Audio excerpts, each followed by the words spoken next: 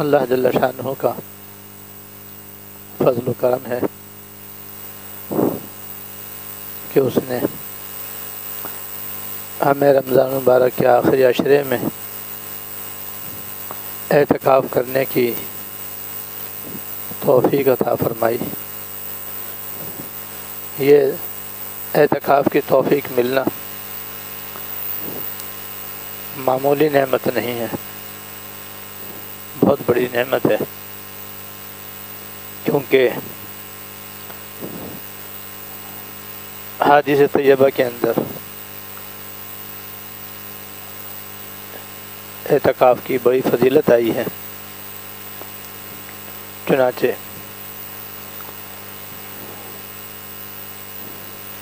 حضرت علی بن حسین رضی اللہ تعالیٰ عنہ، حضرت علی بن حسین رحمۃ اللہ علیہ اپنے والد ماجد حضرت امام حسین رضی اللہ تعالیٰ عنہ سے روایت کرتے ہیں کہ رحمت کائنات صلی اللہ علیہ وسلم نے ارشاد فرمایا، جس شخص نے رمضان المبارک کے آخری عشرے کا اعتکاف کیا اس کو 2 حج اور 2 عمرے کرنے کے برابر ثواب ملتا ہے۔ اندازہ کرو آج کل کے حالات میں تو ایک حج یا ایک عمرہ کرنا بھی آسان نہیں ہے، ایس او پیز کی پابندیاں اس قدر سخت ہیں کہ حج تو بہت دور کی بات ہے، عمرہ کرنا بھی آسان نہیں ہے، لیکن یہ فضیلت ہر مسلمان حاصل کر سکتا ہے کہ وہ رمضان المبارک کے آخری عشرے کا مسنون اعتکاف کر لے اور 2 حج اور 2 عمروں کا ثواب پالے۔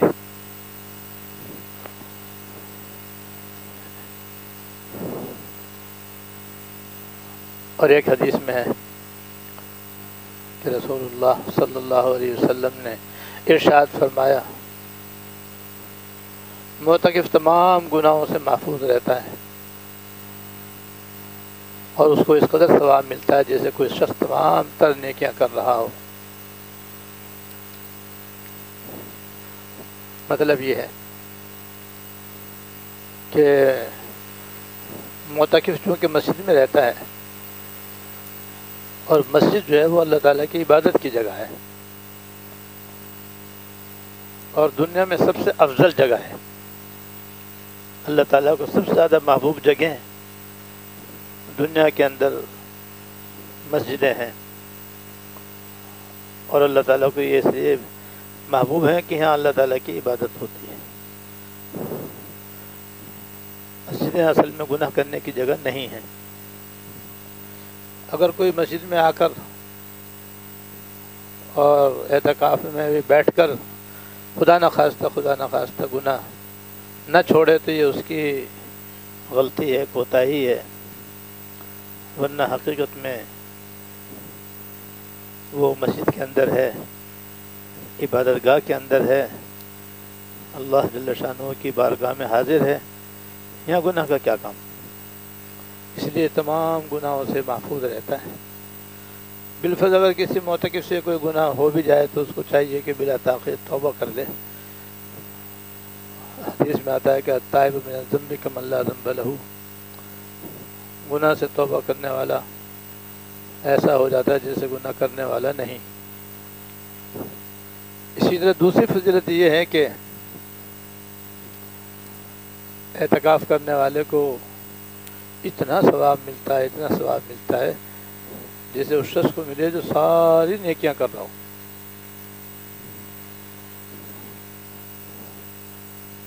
یعنی معتکف چونکہ اعتکاف کی وجہ سے اللہ تعالیٰ گھر میں قید ہے، محبوس ہے، جس کی وجہ سے وہ مسجد سے باہر جہاد نہیں کر سکتا، مسجد سے باہر جا کر کے کسی کی عیادت نہیں کر سکتا، مسجد سے نکل کر کسی کی تعزیت کے لیے نہیں جا سکتا، کسی کی مدد کے لیے نہیں جا سکتا، کسی کے ساتھ صلہ رحمی نہیں کر سکتا۔ بہرحال مسجد سے باہر جتنے بھی نیک کام ہیں ان نیک کاموں کے لیے معتکف کو مسجد سے نکلنے کی اجازت نہیں ہے۔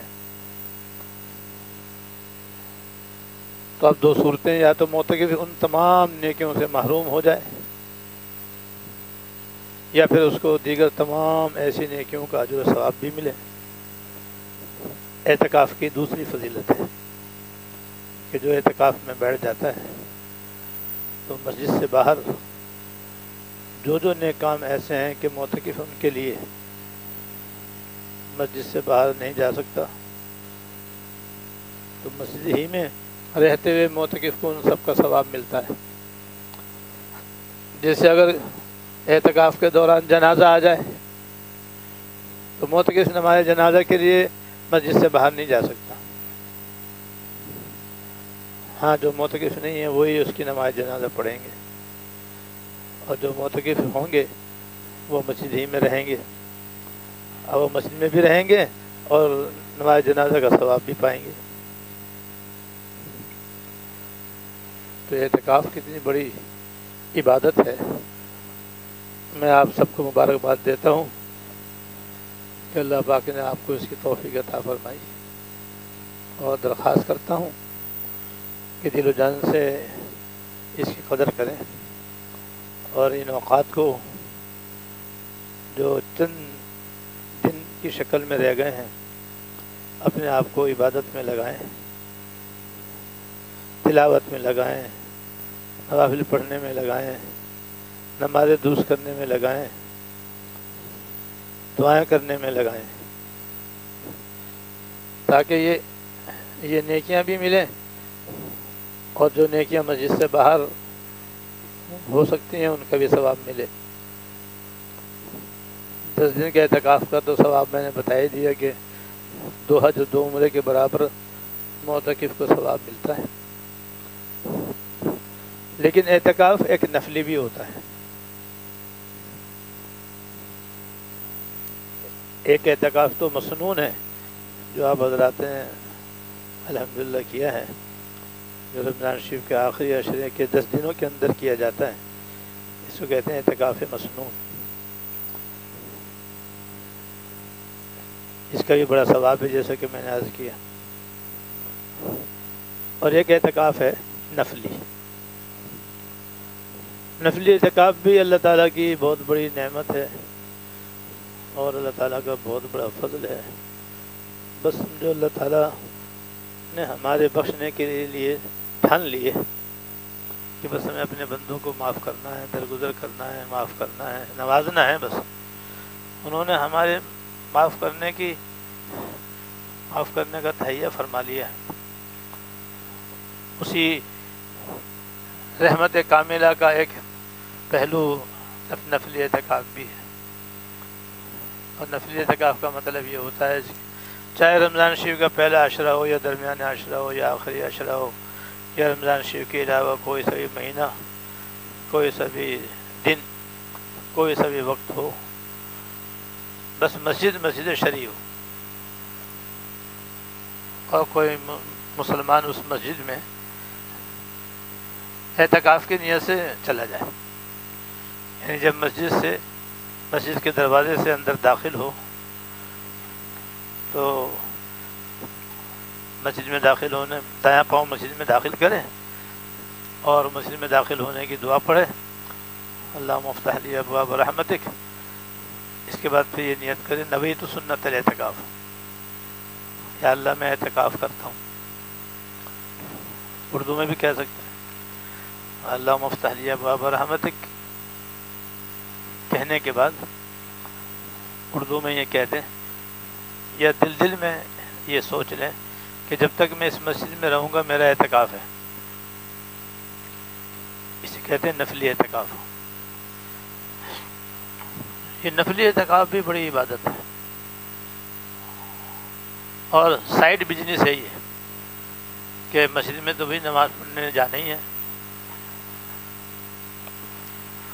نماز باجماعت مردوں کو ادا کرنا ضروری ہے، اور مسجد میں مسنون ہے، اور دیگر عبادتیں بھی مسجد میں جا کر کرنی ہی ہوتی ہیں۔ مفت میں آدمی اگر اعتکاف نفل کی نیت کر لے تو اس کا بھی آدمی کو بغیر کچھ کیے بس نیت کرنے سے ہی ثواب ملنا شروع ہو جاتا ہے۔ اور اعتکاف نفل کے لیے کوئی وقت بھی مخصوص نہیں ہے، 1 منٹ کا بھی ہو سکتا ہے، 1 سیکنڈ کا بھی ہو سکتا ہے، 1 گھنٹے کا بھی ہو سکتا ہے، 1 ہفتے کا بھی ہو سکتا ہے، راتوں کا بھی ہو سکتا ہے، صرف دن کا بھی ہو سکتا ہے۔ ہر طرح کی سہولت اور آسانی اللہ پاک نے اس میں رکھی ہے۔ اس کا ثواب کیا ہے ذرا سنو۔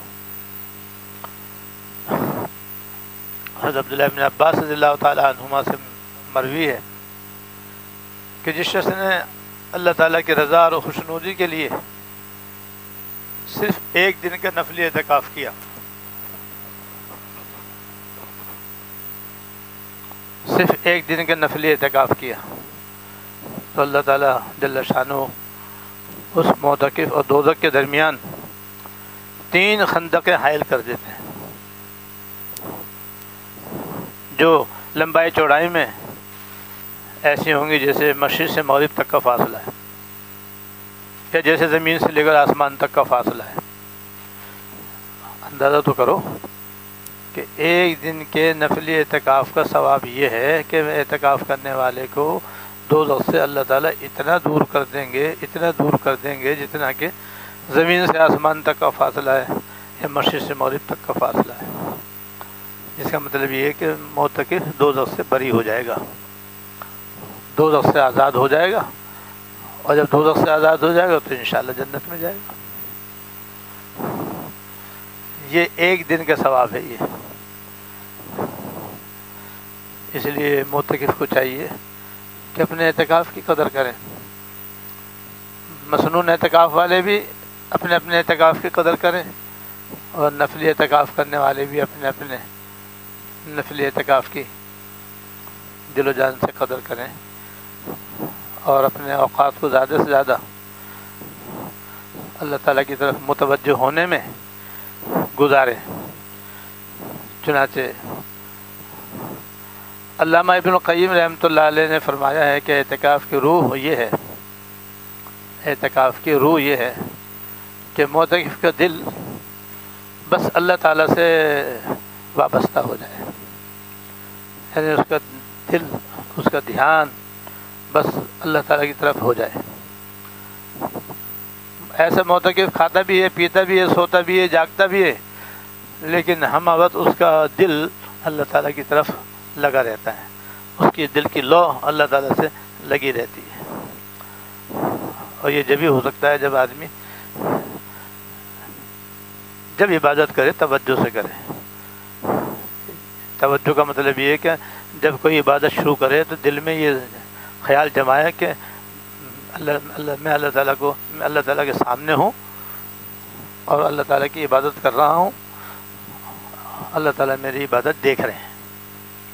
بس یہ خیال اپنے دل میں جمائے، اسے کہتے ہیں اللہ تعالیٰ کی طرف توجہ دینے کو اور اللہ تعالیٰ کی طرف متوجہ ہونے کو۔ تو اعتکاف کی روح یہ ہے کہ معتکف کو چاہیے کہ وہ اپنا دل اللہ تعالیٰ سے لگائے رکھے، اپنا دھیان اللہ تعالیٰ کی طرف کیے رکھے، اپنے دل کی لو اللہ تعالیٰ سے لگائے رکھے۔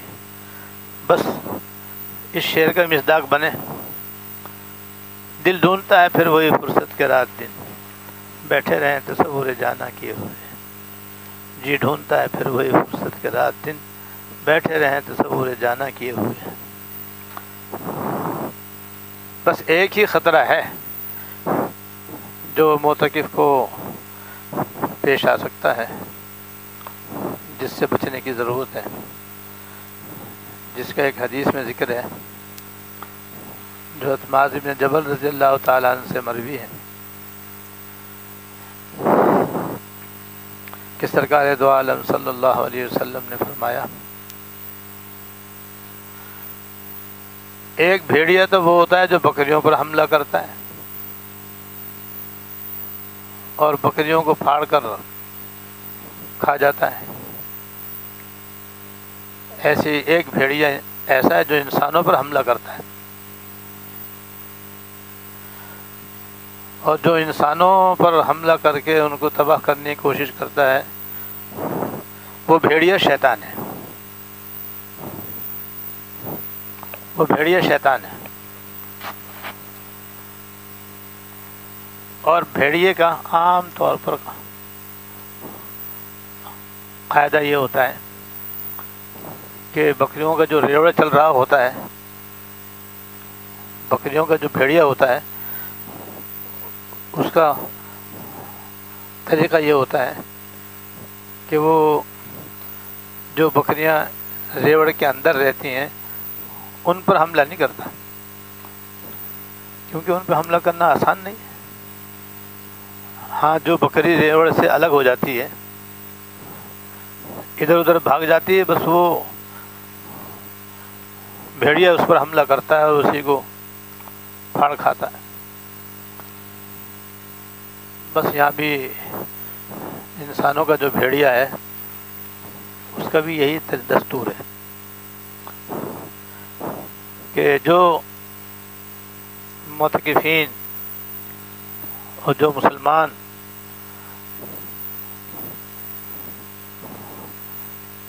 جماعت حقہ کے ساتھ جڑے ہوئے ہیں، علماء حق سے وابستہ ہیں، اولیاء کرام کی خدمت و صحبت میں رہتے ہیں اور ان سے پوچھ کر عمل کرتے ہیں، تو وہ تو اس انسانوں کے بھیڑیے شیطان سے محفوظ رہتے ہیں۔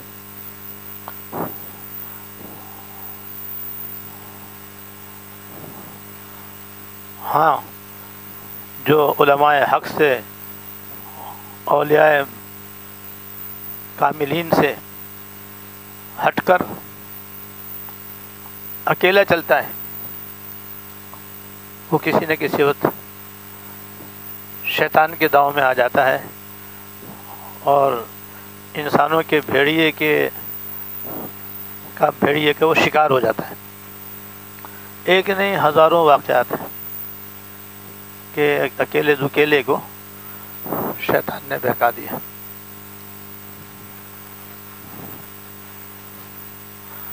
وہ ایک واقعہ یاد آیا، وہ سناتا ہوں۔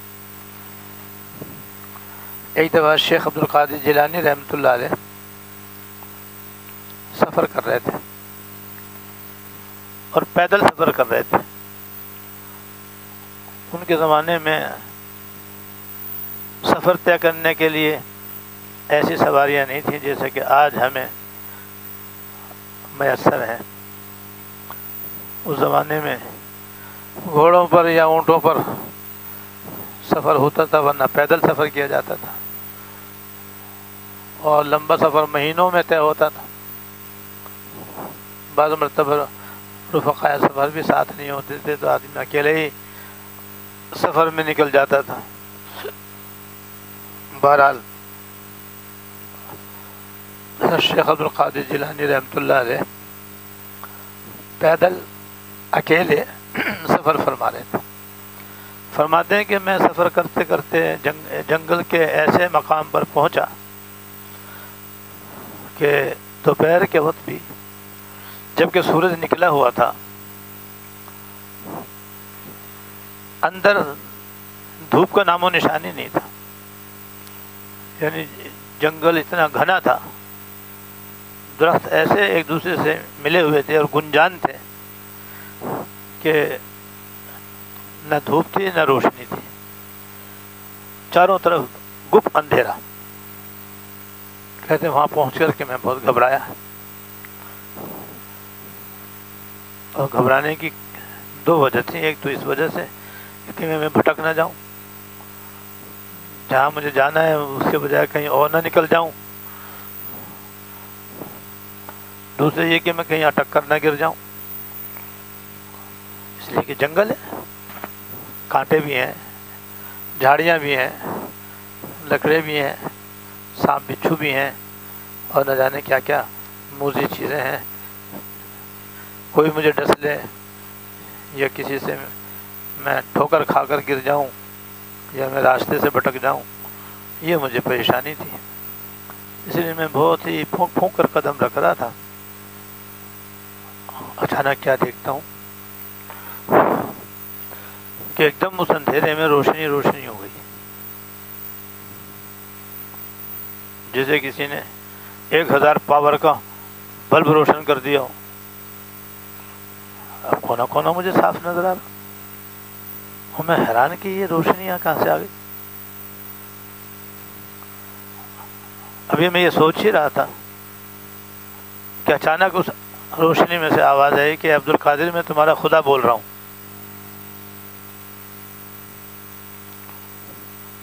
تم نے میری اتنی عبادت کی ہے کہ مجھے راضی کر لیا ہے اور میں تم سے راضی ہو گیا ہوں. لہذا میں تمہیں حکم دیتا ہوں کہ مزید میری عبادت کرنے کی ضرورت نہیں ہے. اب تم آرام کرو. تم نے میری رضا پالی, میں نے تمہاری مغفرت کر دی. آج کے بعد سے تم ہر عمل سے بری. شیخ عبد القادر جیلانی رحمۃ اللہ نے جب یہ سنا تو سمجھ گئے کہ یہ فرائض و واجبات معاف کرنا شیطانی کام ہو سکتا ہے, کسی اور کا تو ہو نہیں سکتا. اس لیے کہ کوئی نبی و پیغمبر ایسا نہیں ہے کہ جیتے جی اللہ پاک نے ان کو اپنی عبادت سے فارغ کر دیا ہو. تو امتی کی تو کوئی حیثیت ہی نہیں ہے. فوراً آپ نے اعوذ باللہ من الشیطان الرجیم پڑھا. کہتے ہیں جو ہی میں نے اعوذ باللہ من الشیطان الرجیم پڑھا, جس سے شیطان بھاگتا ہے, ایک دم وہ روشنی اندھیرے میں بدل گئی. یعنی پہلے کی طرح اندھیرا ہو گیا, روشنی غائب ہو گئی. اور اس روشنی کے غائب ہونے میں سے شیطان نکل کے بھاگا اور یہ کہتا ہوا گیا کہ عبد القادر, یہ وہ مقام ہے جہاں میں 70 عابدوں کو بہکا چکا ہوں. جیسے تم یہاں آئے اور میں نے اس طرح روشنی کی اور پھر میں تم سے مخاطب ہوا, ان سے بھی ہوا, وہ سچ مچ یہ سمجھے کہ واقعی اللہ تعالیٰ بول رہے ہیں. اور پھر انہوں نے نماز روزہ سب چھوڑ دیا, دیگر گناہوں کے اندر اپنے آپ کو مبتلا کر لیا, جس کی وجہ سے دنیا اور آخرت ان کی تباہ ہو گئی. تو تم سے پہلے 70 عابدوں کو میں یہاں لا کر اس طرح سے بہکا چکا ہوں اور اس داؤں سے میں ان کو مار چکا ہوں. تم پہلے آدمی ہو کہ تم کو تمہارے علم نے بچا لیا. جب شیطان نے یہ کہا کہ تم کو تمہارے علم نے بچا لیا تو حضرت نے کہا کم بخت, اب دوسرا بار کر رہا ہے میرے اوپر. میرا علم مجھے کیا بچائے گا تیرے مکر سے اور تیرے شر سے. اللہ تعالیٰ نے اپنے فضل سے مجھے بچایا ہے. وما توفیق الا باللہ, اللہ تعالیٰ کی توفیق کے بغیر تو کچھ بھی نہیں ہو سکتا. اگر ہم گناہ سے بچتے ہیں تو وہ بھی اللہ تعالیٰ کے فضل و کرم سے بچتے ہیں. اگر کوئی نیک کام کرتے ہیں تو وہ بھی اللہ تعالیٰ کے فضل و کرم سے کرتے ہیں. ہمارا کوئی ذاتی کمال نہیں ہے. جب نہیں ہے لہٰذا تو دوسرا بار بھی کرنا چاہتا ہے. خبردار, میرے علم نے مجھ کو نہیں بچایا, اللہ تعالیٰ کے فضل نے مجھ کو تیرے مکر سے بچایا. تو یہ جو انسانوں کا بھیڑیا یہ ہے. اعتکاف کے دوران ویسے تو معتکف الحمدللہ اللہ کے گھر میں محفوظ ہے, لیکن یہ انسانوں کا بھیڑیا انتہائی خطرناک ہے. جانوروں کے بھیڑیے سے 1,00,000 گنا یہ خطرناک ہے. اس کی مکاریاں, اس کی عیاریاں, دھوکے بازیاں اتنی ہیں کہ الامان ولا حفیظ. چنانچہ وہ بعض متکفین کو قسم قسم کے گناہوں کے اندر مبتلا کر دیتا ہے. یہ اس کا حملہ ہے. جیسے بعض متکف جو ہیں وہ موبائل سے کھیلتے رہتے ہیں. اب اعتکاف میں تو بیٹھ گئے, شوق بھی تھا اور اللہ تعالیٰ کی توفیق بھی ملی. اب مسجد میں آ کر کے ان کو چاہیے تھا کہ نمازیں پڑھتے, تلاوت کرتے, تسبیحات پڑھتے, دعائیں کرتے, سو جاتے, اور کچھ نہیں تو سو ہی جاتے. لیکن گناہ سے بہرحال بچ.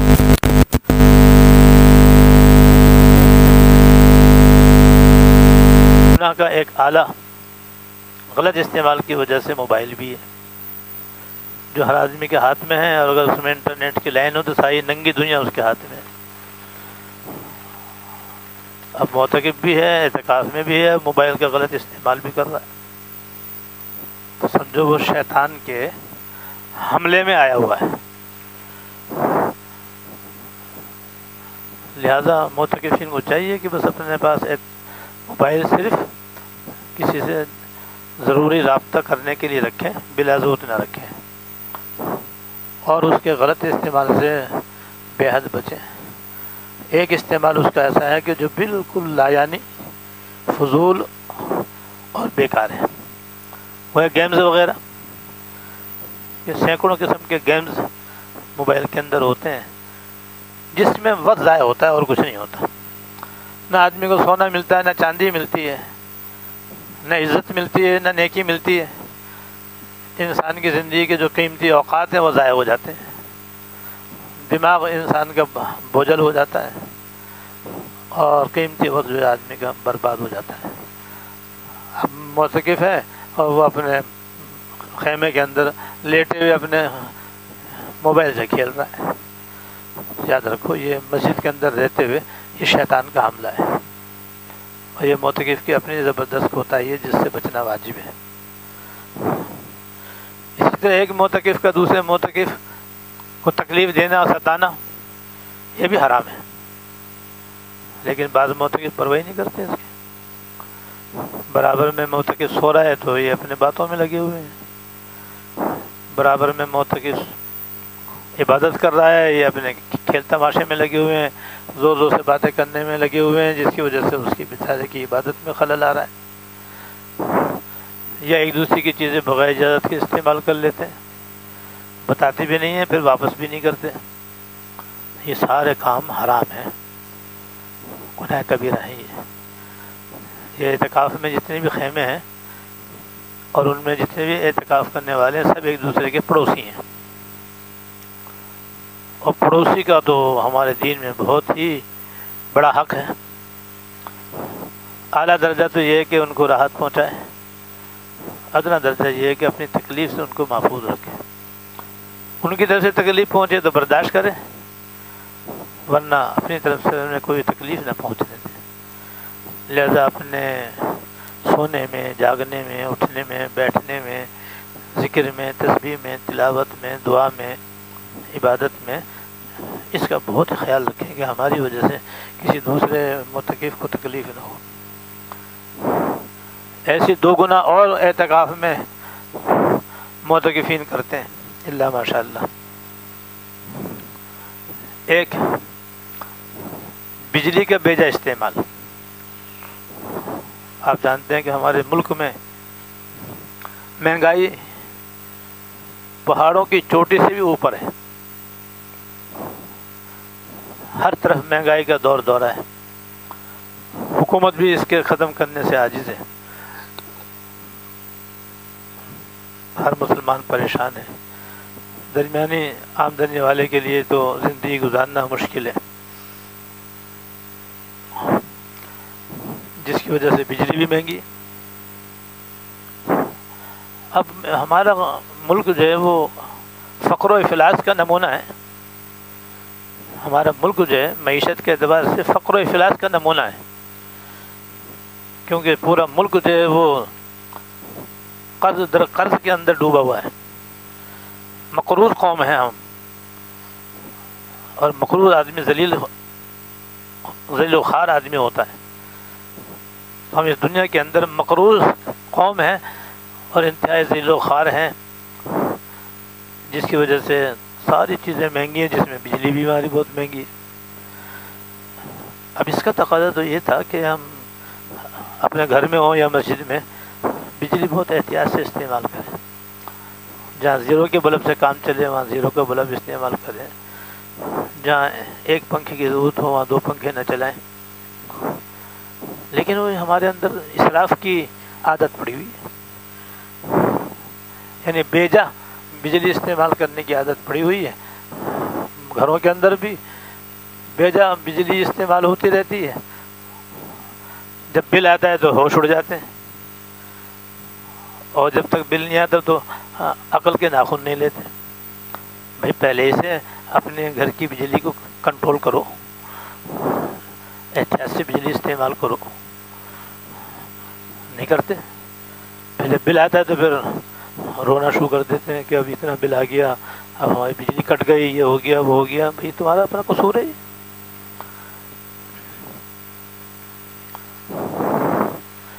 بھائی یہی حال مسجد میں بھی ہوتا ہے، خاص طور سے یہاں اس وجہ سے کہ یہاں تو بل دینا ہی نہیں پڑتا.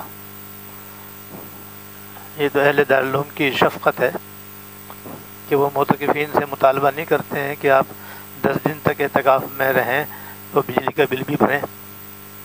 یہ ان کی مہربانی ہے، ہمیں شکریہ ادا کرنا چاہیے.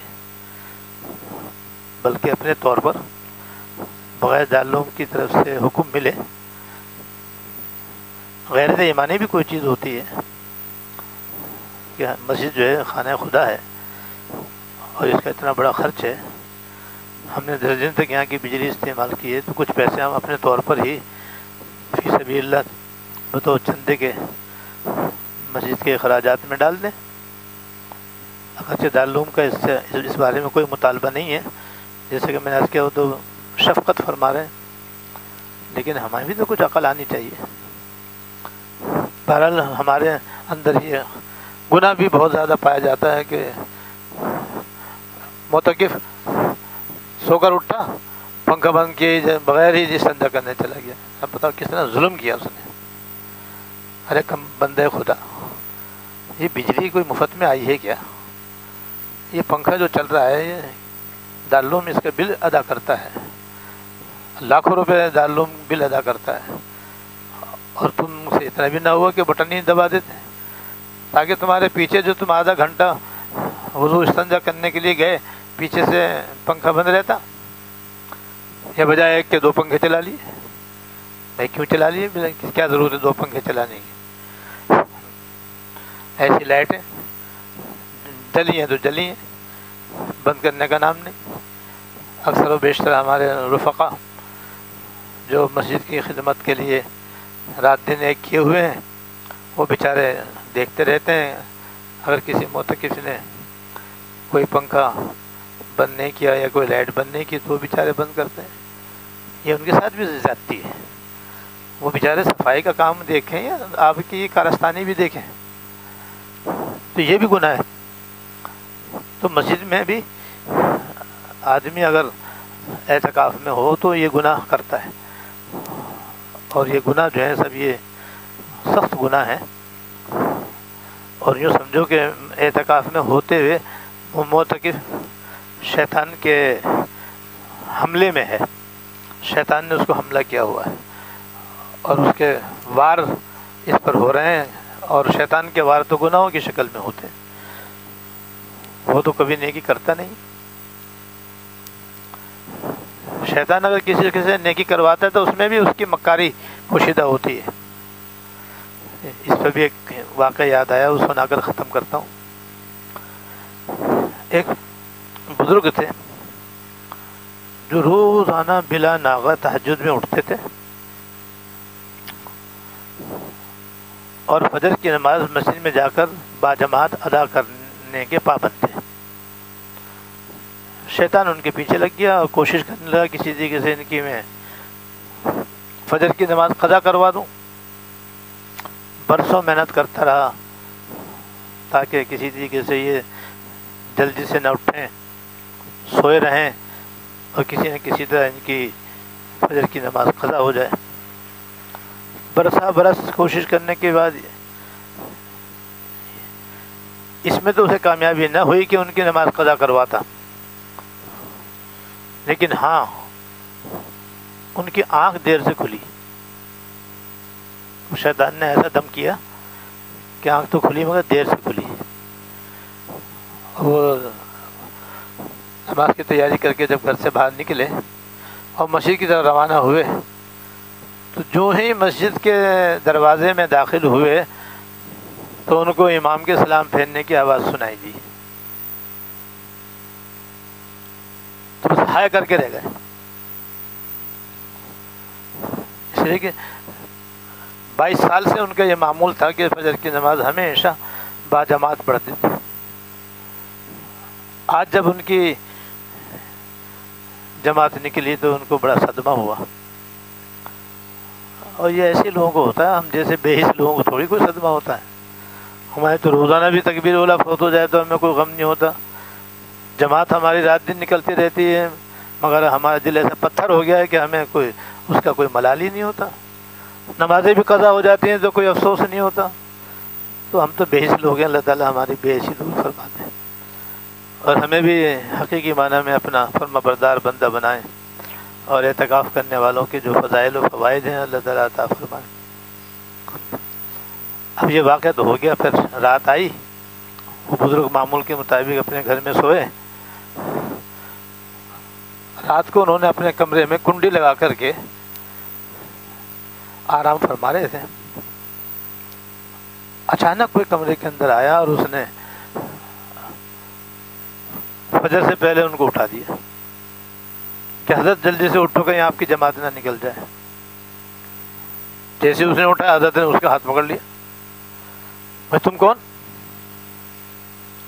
انہوں نے کہا جی حضرت میں آپ کو اٹھانے آیا تھا، روزانہ آپ کا اٹھنے کا معمول ہے تو اس لیے میں آیا تھا کہ آپ کو اٹھا دوں.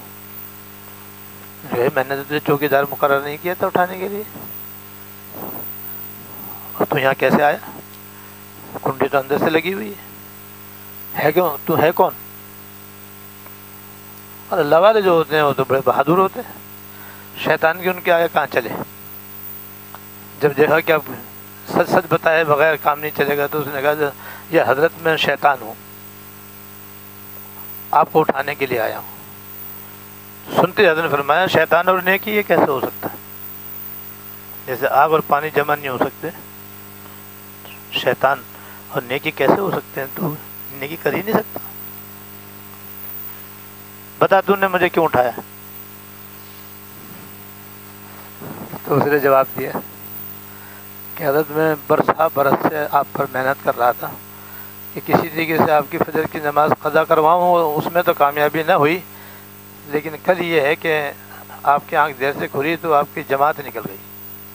میں بڑا خوش ہوا کہ چلو محنت ٹھکانے لگی، ایک قدم تو آگے بڑھا، کل اگلا قدم پھر نماز قضا کرنے کا بھی ہو جائے گا. لیکن میں کیا کروں؟ جب آپ نے مسجد کے دروازے پر امام کا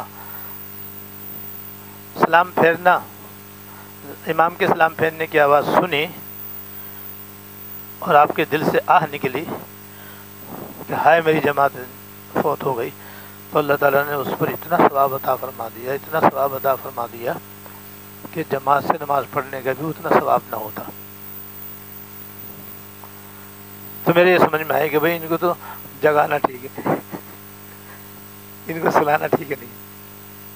تو ہمارے شیطان تو ہمیں سلا کے ہمیں تباہ کر چکا ہے. لیکن بہرحال میں یہ کہہ رہا تھا کہ شیطان کے تو کسی چیز میں بھی خیر کا پہلو نہیں ہوتا. لہٰذا معتکفین کو چاہیے کہ معتکفین کا جو بھیڑیا ہے یا انسانوں کا جو بھیڑیا ہے شیطان، اس سے ہوشیار رہیں. اب کیا کریں؟ بس اب تک جو ہوا سو ہوا، اللہ تعالیٰ سے معافی مانگیں، توبہ کریں. اور اب یہ جو 3-4 دن رہ گئے ہیں بس اس میں دن رات بس نیک کام کریں. اور اگر نیک کام نہ ہو سکے تو کم از کم آرام ہی کر لیں، اور آرام میں بھی جب تک لیٹے رہیں اللہ کا ذکر کرتے رہیں، اور جب نیند آ جائے سو جائیں. کیونکہ معتکف کا سونا بھی عبادت ہے، اور عبادت کرنا تو ہے ہی اس کی عبادت. اس طرح سے باقی دن اعتکاف میں اس طرح گزاریں کہ نہ مسجد کی بے حرمتی کریں، نہ اپنے دوسرے معتکفین کو اذیت کا باعث بنے، اور نہ اپنے قیمتی اوقات کو برباد کریں. موبائل کے غلط استعمال سے بچیں، اور رات دن بس عبادات میں مشغول رہیں. اللہ تعالیٰ ہم سب کو اس کی توفیق عطا فرمائے. جیسے کل میں نے عرض کیا تھا کہ شب قدر 21ویں 23ویں 25ویں 27ویں اور 29ویں شب کو میں سے کوئی ایک ہوتی ہے. تو آج بھی احتمال ہے کہ شب قدر ہو، اور شب قدر کا کتنا اجر و ثواب ہے جیسا کہ میں نے کل عرض کیا تھا. اس لیے یہ رات جاگنے کی ہے. جاگنے کا مطلب ہے عبادت میں لگنے کی ہے. عبادت کریں اور جب تھک جائیں تو آرام کر لیں. اس طرح سے آج کی رات پھر 28ویں رات چھوڑ کر کے 29ویں رات کو بھی عبادت میں لگے. اللہ تعالیٰ ہم سب کو توفیق عطا فرمائے. وآخر دعوانا دعا کر لیں. اللہم لک الحمد لا نحصی ثناء علیک انت کما اثنیت علی نفسک. اللہم لک الحمد لا نحصی ثناء علیک انت کما اثنیت علی نفسک. اللہم صل علی سیدنا مولانا محمد وعلی آل سیدنا مولانا محمد وبارک وسلم. ربنا ظلمنا انفسنا وإن لم تغفر لنا وترحمنا لنكونن من الخاسرين. ربنا ظلمنا انفسنا وإن لم تغفر لنا وترحمنا لنكونن من الخاسرين. ربنا آتنا في الدنيا حسنة وفي الآخرة حسنة وقنا عذاب النار.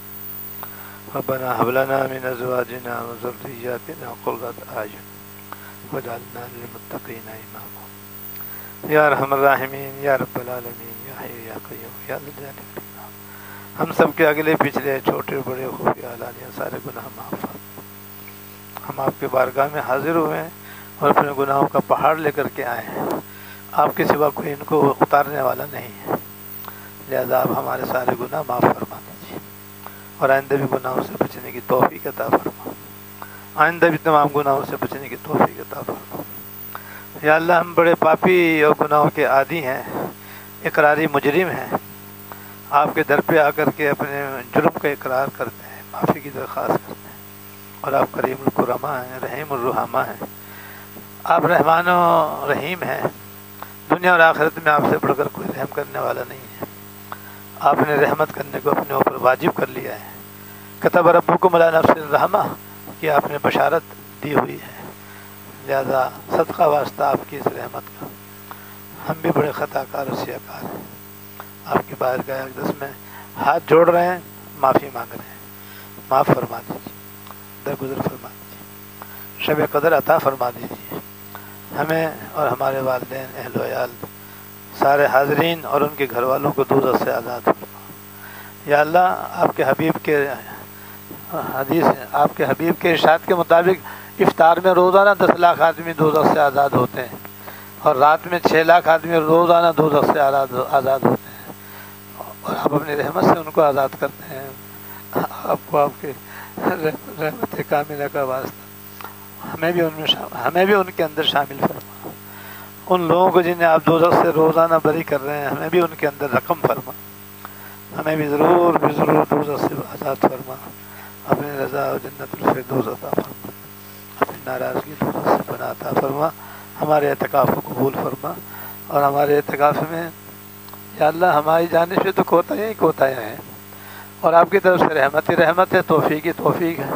لہذا آپ کی رحمت و توفیق کا واسطہ جو کچھ بھی ہم سے بڑا اپنے رحمت سے قبول فرما. اور یا اللہ اجر و ثواب تو ہم آپ کے فضل کی بنیاد پر ہی آپ سے مانگتے ہیں، ورنہ ہمارے عمل کے اعتبار سے تو وہ قابل گرفت عمل ہے. لہذا اپنی جانب سے ہم آپ سے ریاض کرتے ہیں کہ جتنی بھی نیک کاموں کی آپ نے ہمیں توفیق دیے، آپ اپنے فضل سے قبول کر کے اور ہمارے لحاظ سے ان کو معاف کر دیجیے. من نگویم کے تعدم بے پذیر، میں یہ نہیں کہتا کہ آپ میری نیکی قبول کر لیجیے، قلم عفو بر گناہ کش. بس یہ درخواست کرتا ہوں کہ معافی قلم گناہوں پر پھیر دیجیے. یا اللہ بس ہمیں اعتکاف میں ضرور بخش دیجیے گا اور ہمیشہ کے لیے آپ راضی ہو جائیے گا، اور ان کاموں کی توفیق دینا جو آپ کی رضا کا باعث ہے، اور آپ کی ناراضگی سے ہمیشہ بچانا، اور ان تمام کاموں سے دور رکھنا جو آپ کی ناراضگی کا باعث ہے.